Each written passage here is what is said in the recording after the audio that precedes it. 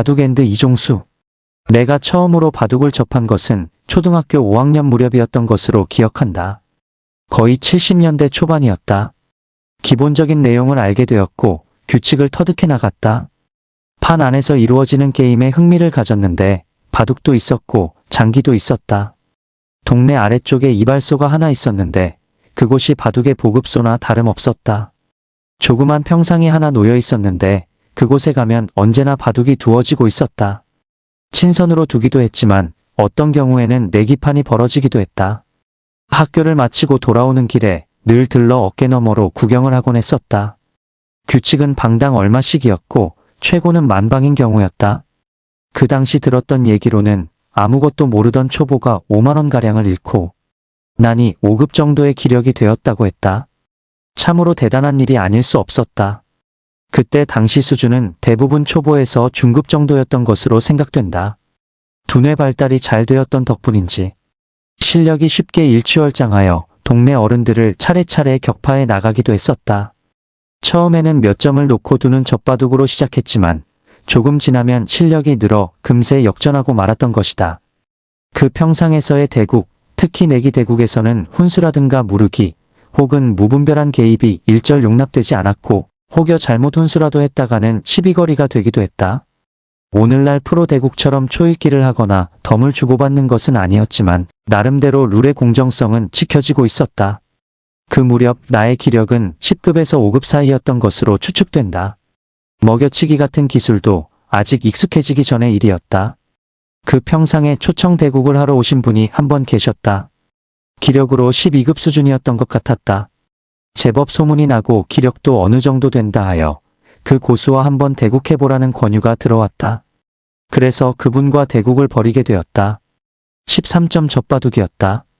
바둑판이 새까맣게 돌을 깔고서 호기롭게 열중하였다. 그런데 한참이 지나고 나자 흑대마가 통째로 죽어있는 것이었다.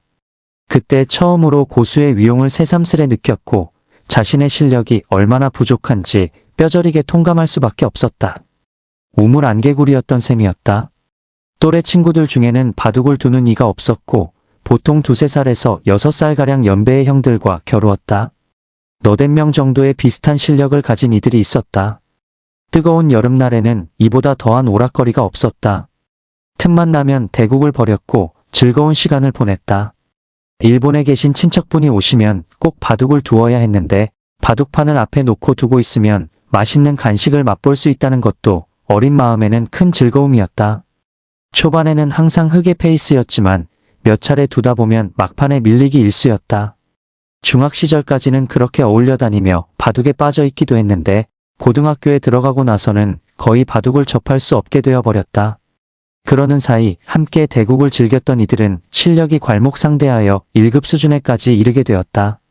대학에 들어간 후 한두 차례 대국을 가져본 적이 있었는데 실력 차이가 너무 커 상대가 되지 못했다.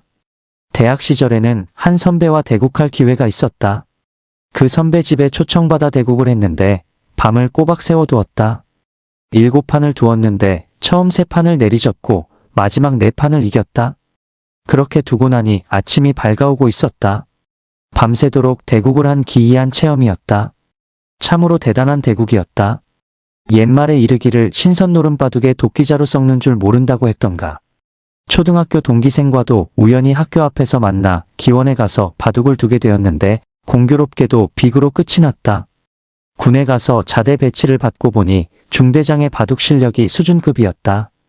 휴게실에서 한 번씩 대국할 기회를 가졌었다. 중대장의 승부욕은 대단했다. 자신이 이길 때까지 두었고 결코 물러서는 법이 없었다. 사회에 나오게 되니 바둑 취미를 함께 즐길 만한 일을 찾기가 어려웠다. 직장 내 바둑 대회에도 참여해 대국을 해보기도 했지만 신통한 결과는 없었다. 장기 교육을 받는 중에는 점심 휴게 시간 등에 대국을 즐기기도 하고 관전을 즐기기도 하였다.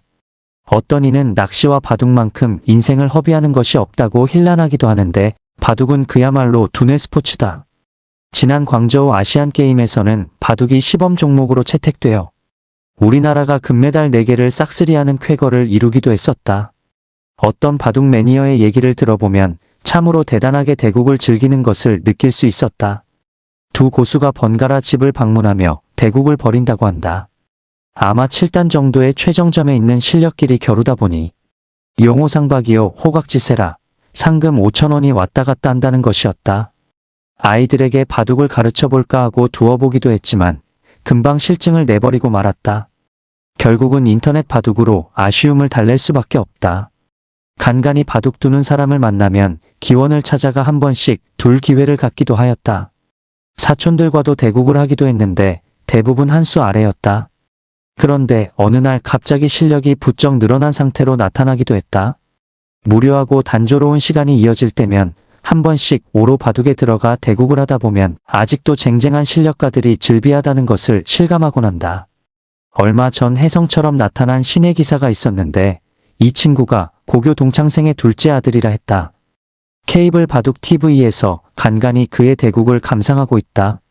바둑에 매료되어 있다 보면 정신 수양이 되고 마음이 차분해진다. 비록 적과의 싸움이요 전투이지만 그 속에서 스스로 과욕이 화를 부른다는 것이나 소탐대실, 즉 작은 것을 탐하다 큰 것을 잃는 우를 범한다는 것을 깨닫게 된다. 바둑은 요순 시절 단주의 지능을 일깨우기 위해 가르쳤다는 것에서 기원을 찾기도 하며 인생의 축소판으로 비유되기도 한다. 고교 시절 한 선생님께서는 바둑을 좋아하셨는데 꼭 조치훈에 관한 얘기를 많이 해주셨다. 그 당시 바둑의 대세는 일본이었는데 그 속에서 조치훈의 활약상은 정말 대단한 것이라고 말씀하셨다.